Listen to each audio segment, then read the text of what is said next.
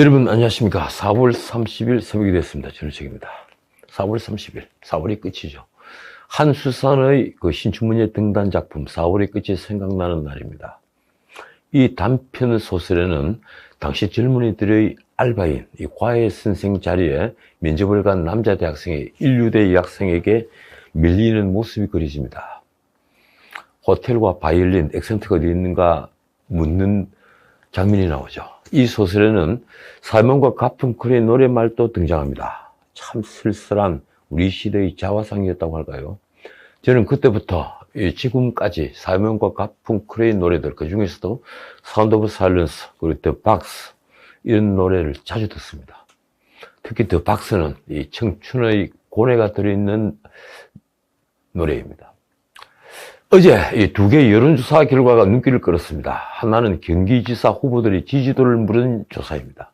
리얼미터가 4월 27일과 28일 이틀간 이 경기도 거주 1,010명을 대상으로 조사한 차기 경기지사 적합도 조사였습니다. 김동연 43.3%, 김은혜 43.9%, 기타 인물 7.6%. 그런데 세대별로는 60대 이상만 김은혜가 우세했고 나머지 세대는 모두 이 김동연이 우세했습니다. 어떻든 10% 이상으로 이 격차를 보이며 밀렸던 김은혜가 단시간에 김동연을 이겼다는, 역전했다는 이 사실은 의미가 있습니다. 정치판에 몰아치고 있는 검수완박 태풍이 민주당에 결코 유리하지 않다는 반증이기도 합니다. 만약 검수완박에 권성동이 야합을 하지 않았다면 민심은 또 어떻게 흘렀을까요? 이 여론조사에서 특별할 만한 게 있습니다. 이재명의 국회의원 보궐선거에 대한 의견을 물은 겁니다. 찬성 35.5%, 반대 57.8%. 지금 언론을 보면 인천 계양 출마를 하려 한다고 그러죠. 그렇게 하려는 이재명으로서는 큰 충격을 받았을 결과입니다. 국회의원이 되어 대장동 게이트를 비롯한 각종 의혹으로부터 방탄 효과를 얻겠다? 그런데 국민은 그만큼 관대하지 않습니다. 또 하나 이 눈길을 끌었던 여론조사는 미디어토마토가 4월 26일과 27일 이틀간 조사한 이명박, 김경수, 정경심 이 3인에 대한 의견입니다. 찬성 30.2%, 반대 49.6%. 문제는 이 조사는 이명박과 김경수, 정경심에 대한 사면을 함께 물었다는 것입니다. 어쨌든 김경수, 정경심 3인에 대한 부정적인 의견이 높은 것은 사실입니다. 문재인은 그간 박근혜 3인에 대한 말이 나올 때마다 국민적 공감대가 형성되지 않았다며 3인을 하지 않았죠. 지난번 박근혜를 3인하면서도 MB는 풀지 않았습니다. 솔직히 이런 차별은 가당치 않아 보이지만 두 가지 목적이 있는 것으로 보였습니다. 하나는 이명박 수사와 구속은 누가 보더라도 정치적 보복 성격이 짙었습니다. 둘째, 문재인을 당선시키기 위해 벌인 이 드루킹 여론조작 사건의 배우로 수감된 김경수를 퇴임 전에 석방할 명분이 필요했습니다. 그러니 이른바 끼워넣기를 하려고 MB를 감옥에 그대로 남겨둔 게 아니냐 하는 말이 무성했습니다. 그런데 이번에는 정경심 3인까지 거론됐습니다. 조국의 처음 말입니다. 도대체 반성은커녕 사과 한마디 하지 않는 조국 일가에 면죄부를 주겠다는 발상을 어떻게 할 수 있습니까? 더욱이 조국은 아직 1심 재판 중입니다. 조국 일가의 범죄는 각종 스펙을 위조해서 대학과 의준원까지 지나간 파렴치 범죄입니다. 그런데 부처님 오신 날, 그러니까 퇴임 하루 전에 문재인은 MB를 사면하면서 김경수에다 정경심까지 끼워넣기를 하려고 하는 겁니다. 남에게는 가오가고 자신에게는 관대하다. 만약 그렇게 하면 문재인은 끝까지 편가르기를 한 최악의 대통령으로 기록될 것입니다. 돌이켜보면 문재인은 이 민주주의를 파괴하고 권력을 사유화했다며 박근혜를 끌어내려 감옥에 넣은 뒤에 권력을 잡은 대통령이었습니다. 그런데 1987년 문민정부가 시작된 뒤 문재인처럼 민주주의를 파괴하고 권력을 사유화한 대통령이 있을까요? 누가 문재인처럼 민주주의를 파괴했습니까? 아무도 없습니다. 문재인은 코로나 위기 때 총선에서 압승한 뒤에 입법부를 장악했습니다. 사법부는 진작 우리법 연구회 출신을 중심으로 장악됐습니다. 방송은 노영방송이라고 불릴 정도로 꽉 틀어주었습니다. 이러니 문재인에게는 거칠 것이 없었습니다. 그런데 20년이 아니라 50년, 100년 갈 것 같던 권력은 오만으로 무너져 내리기 시작했습니다. 임대차 3법을 밀어붙일 때만 하더라도 문재인과 운동권 출신 건달들, 그리고 거기에 가담한 걸 가문의 영광으로 여긴 정상배들은 민심이 얼마나 무서운지를 몰랐습니다. 집값 파동에 사라진 일자리, 몰락한 자영업자들, 이 모든 불만도 세금으로 돈을 뿌리면 간단히 해결될 줄 알았습니다. 그러니 그들은 이재명이 대선에서 패배하고도 졌지만 잘 싸웠다, 젖잘싸 이렇게 말하면서 민심이 얼마나 무서운지를 몰랐던 것입니다. 대중의 감성을 이용해 불을 찌르고 그 불로 권력을 잡은 자들이 대중의 감성을 모르는 난센스가 벌어진 것입니다. 권력에 취했기 때문입니다. 무소불위의 권력에 취했으니 그 권력을 내일이면 넘겨주어야 하는데도 소수파를 소수 의견으로 무시하고 이 적정 절차를 온갖 꼼수와 편법으로 무시하면서 검수완박이라는 터무니없는 입법을 밀어붙이고 있는 것입니다. 다시 말하지만 이런 헌법의 파괴로서 꾸됐다. 바꾸고 말하면 곧 반역입니다. 그러니까 이 문재인 정권은 합법적인 전 정권을 탄핵과 특검 그리고 구속으로 이어지는 비상 절차로 권력을 잡은 뒤에 이 검수완박이라는 헌법의 파괴로 그 권력의 끝을 보는 파렴치한 내로남불 정권으로 남게 됐습니다. 조국 사태를 비롯해 수많은 내로남불은 이제 검수완박으로 그 대미를 장식하고 있는 것입니다. 민주화를 했다는 명분으로 온갖 이권과 이익을 나눠 가진 자들이 이 나라 민주주의를 산산조각내고 그 위에 오물을 퍼본 뒤에 물러나는 걸 저는 정말 도저히 이해할 수가 없습니다. 그렇다면 제발 이 자화자찬만은 하지 말았으면 합니다. 그런데 문재인은 낯빛 하나 바꾸지 않고 자화자찬에 몰두하고 있습니다. 대담을 하는 그 표정을 보면 정말 우라가 치밀어 오릅니다. 문재인 대통령은 사흘 전 코로나 방역 현장 근무자들과의 간담회 자리에서는 K방역은 우리 자부심이라고 말했습니다. 그는 K방역이 세계의 조속거리가 된 사실을 알게나 하는 걸까요? 문재인은 끝까지 부동산과 일자리 정책 실패를 시인하지 않았습니다.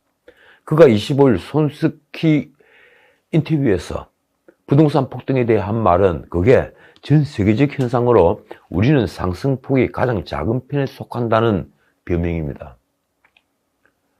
진실은 이렇습니다. 문재인 집권 4년간 서울의 아파트 가격 평균 상승률은 93%에 달했습니다. 영국 부동산 정보업체 나이트 프랭크 집계에 따르면 작년 3분기 한국의 집값 상승률은 1년 전 대비 23.9%로 주요 56개국 중에서 가장 높았습니다. 이런 결과를 두고 그는 전국 부동산 가격을 기준으로 교묘하게 자신의 책임을 피해간 것입니다. 얼마 전 청와대 유튜브 채널에는 4부작 다큐멘터리가 올라왔습니다. 솔직히 저는 보지 못했습니다. 문재인 정부 5년의 기록, 아무도 흔들 수 없는 나라. 참, 이 제목 기가 막힙니다. 눈을 의심케 합니다. 동아일보 이진영 논설위원의 칼럼을 보면 그 영상 백서에는 문재인의 대북 정책과 소부장 대응 같은, 그러니까 소재, 부품, 장비, 이 일본과 싸울 때 나왔던 소부장 아시죠? 이 소부장 대응 같은 자화자찬으로 가득하다고 합니다. 그런데 집값 폭등이나 소득주도 성장 얘기는 단 한마디도 없습니다. 사부의 내용은 기가 막히다 못해 기절할 지경입니다.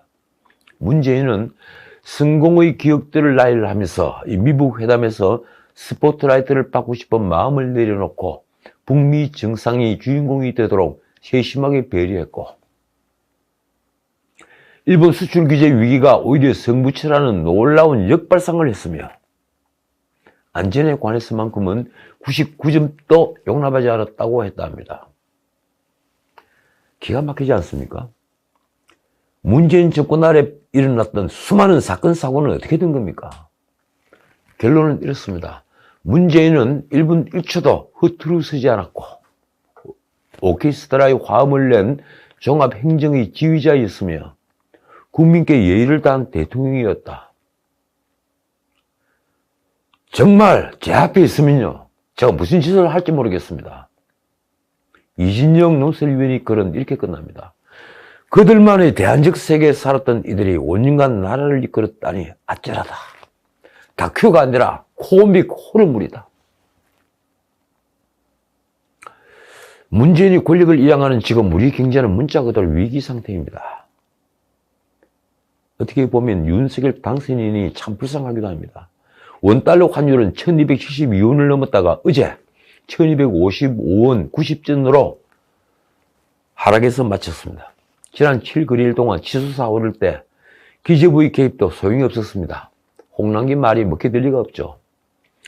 미국의 공격적 통화 긴축과 이 중국의 경기 둔화 우려 등 외부 악재 때문인데 그만큼 우리 경제는 취약한 것입니다. 게다가 러시아의 우크라이나 침공으로 모든 원자재 가격이 오르고 있습니다.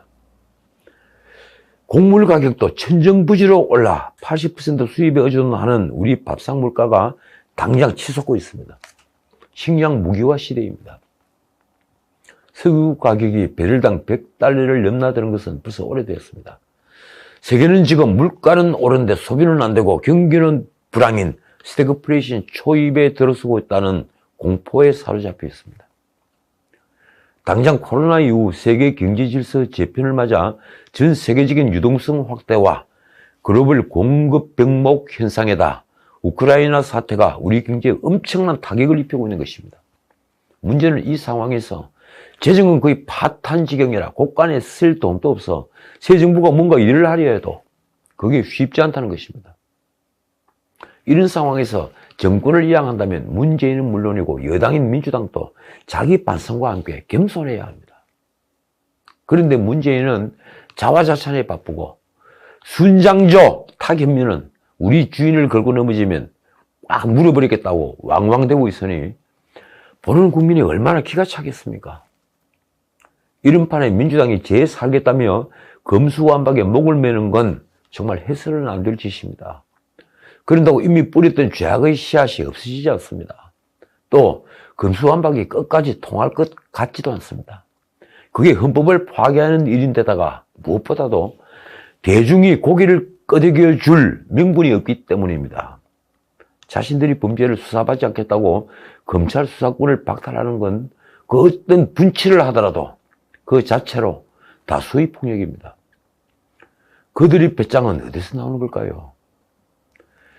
그들은 공청회함은 열지 않았습니다. 야당은 물론 검찰과 법원, 변호사 등 법조 3륜 그리고 자기 편이었던 시민단체들까지 민변에다 참여연대까지 반대하고 있습니다. 거기에다 OECD까지 나서서 반대를 하고 국민 반대 여론도 50%를 넘는데 그들에겐 오불관원입니다. 자기들이 살해야 하기 때문입니다. 위장탈당이라는 막장 사기극까지 부리면서 자신들이 살아남을 수 있다고 믿는 것입니까? 국가 형사사법체계를 완전히 야만 국가, 공안 국가처럼 만드는 이 죄를 언제 씻으려 하는가요? 어떻든 민주당이 밀어붙이는 검수완박 법안에 당초 여야가 야합을 했던 이른바 중수청 설치 관련 부칙이 빠지면서 여야가 또 한 번의 힘기르기를 벌이게 되었습니다. 이 민주당은 중수청 발족을 다루는 국회 사법개혁특별위원회 4개위 구성 안건을 논의하기 위해 국회 운영위원회를 소집했지만 국민의힘은 응하지 않겠다는 뜻을 분명히 했습니다. 원래 권성동이 야합을 했던 박병석 중재안에는 사개특위 설치 6개월 내에 입법 완료, 그리고 입법 완료 후에 1년 내 중수청 발족 이 규정도 담겨 있었습니다. 그러나 27일 국회 본회의에 상정된 검찰청법 형사소송법 개정안에는 관련 내용이 쏙 빠졌습니다. 민주당은 28일 의장실에서 중수청 관련 부칙을 넣지 말자고 했다며 29일 운영위를 소집해 사개특위 구성권을 처리하겠다고 했습니다. 민주당은 29일 운영위에서 사개특위 구성권이 처리되면 5월 3일 본회의에 상정해 처리한다는 계획입니다. 국민의힘은 사개특위 구성에 협조하지 않겠다는 입장을 고수하고 있습니다. 만약 사개특위 구성이 안 되거나 중수청 설치 법안이 미뤄진다면 어떻게 될까요? 말할 것도 없이 민주당이 검찰에 남겨두었던 부패 경제사건 처리는 검찰이 계속 맡게 됩니다. 민주당은 지금 무슨 자신들이 구명줄인 검수완박법을 통과시키는 데 집중하고 있습니다. 30일 검찰청법 개정안을 그리고 다음 달 3일에는 형사소송법 개정안을 처리할 계획입니다. 오늘 두고 보면 알겠죠. 그렇게 되면 다음 달 3일 국무회의에서 의기를 마칠 수 있다는 것입니다. 과연 그럴 수 있을까요? 불가능합니다. 국무회의는 원래 오전 10시에 열립니다. 그래서 민주당은 다시 꼼수를 쓰려고 합니다. 검수완박 법안 공포를 위해 국무회의 시간을 오후로 바꾸는 방안을 검토하는 것입니다. 민주당 비대위원장 윤호중의 말입니다. 지금까지 국무회의는 오전 10시에 열리는데 경우에 따라 조정돼야 하지 않을까 생각한다. 참, 원내대표가 이제 대통령 역할까지 하는 겁니까? 5월 3일 오전 검수완박 법안이 국회를 통과하면 오후에 국무회의를 열어 법안을 공포하겠다는 수작입니다. 민주당은 심지어 시간 조정이 잘 되지 않아 5월 4일부터 8일 사이에 임시 국무회의를 열어야 할 경우에는 문재인이 아닌 김부겸 총리가 주재하는 안까지 검토하고 있습니다. 청와대 관계자의 말이 이렇습니다. 문재인 대통령 퇴임을 며칠 앞두고 검수완박 법안만을 위한 임시 국무회의를 여는데 부담이 있다. 부끄러운 줄 이제 알았습니까? 임시 국무회의까지 열어 법안을 공포하면 문재인에게 정치적 부담을 떠넘기는 인상을 줄 수 있다는 것입니다. 이 천재지변이나 전쟁이 난 것도 아닌데 국무회의 시간까지 바꾸겠다고 하니 참 가지가지합니다. 윤석열 당선인이 취임한 직후 조 바이든 미국 대통령과 다음 달 20일 서울에서 한미 정상회담이 열립니다. 윤석열 취임 10일 만에 열리는 초고속 정상회담입니다. 아마 외국에서도 주목할 겁니다. 특히 중국이 말입니다. 한국, 일본을 연이어 방문하는 바이든은 첫 아시아 순방지인 한국에서 대아시아 연설을 준비하고 있는 것으로 알려졌습니다. 젠 사키 이 백악관 대변인은 27일 이렇게 말했습니다. 바이든 대통령의 이번 방문이 자유롭고 개방된 인도태평양에 대한 확고한 약속과 한국, 일본과의 조약, 동맹을 발전시킬 것이다. 바이든은 이 연설에서 중국 영향력에 대항하기 위해 추진하고 있는 인도태평양 경제 프레임워크 IPEF라고 하죠. 이 경제 프레임워크와 공급망 협력 중요성 등을 언급할 가능성이 있습니다. 결국 이번 한미 정상회담은 한미 동맹과 그리고 북핵 문제 그리고 경제 안보 등에 대한 협력과 함께 한미일 관계 개선 및 한미일 군사 협력 강화 등이 의제에 오를 것입니다. 이제 정권이 바뀌었으니 말입니다. 그러자 중국 외교부가 선수를 쳤습니다. 이 중국 외교부는 이틀 전 정례 브리핑에서 바이든 대통령의 한일 순방에 대해 이렇게 말했습니다. 중국을 배제하는 배타적인 소그룹을 만들고 이 영내 국가의 상호 신뢰와 협력을 해쳐서는 안 된다. 윤석열로서는 취임 직후에 외교적 숙제를 하나 하는 셈이 됐습니다. 자, 오늘은 여기까지입니다. 바이든이 한국에 오면 문재인도 이 퇴임한 전직 대통령 신분으로 바이든과 만나겠다고 합니다. 청와대 관계자가 28일 한 말이 이렇습니다. 문 대통령과 바이든 대통령이 상호 신뢰 차원에서 구체적인 회동 일정을 협의 중이다. 청와대는 이번 회동은 미국 측 요청에 따라 추진되고 있다고 하는데 정말 그럴까요? 문재인은 퇴임을 앞두고 잊힌 사람으로 살고 싶다고 했습니다. 민주당 인사는 청와대가 만나자는 미국 측 요청에 선뜻 응한 것은 결국 북한 문제 때문이 아니겠느냐고 말했습니다. 문 대통령이 북한과의 관계를 잘 풀지 못한 것에 아쉬움을 많이 느껴봤는데 이번 만남을 좋은 기회로 생각했을 것이라는 겁니다. 그러면 북한 얘기 이제 제발 그만 좀 들었으면 합니다. 문재인은 자신이 전쟁을 막았다고 생각하겠지만 트럼프처럼 말입니다. 김정은은 스스로 죽는 길을 절대 택하지 않습니다. 자아도취가 또가 지나치면 망상에 접어들게 됩니다. 지금까지 전은책이었습니다.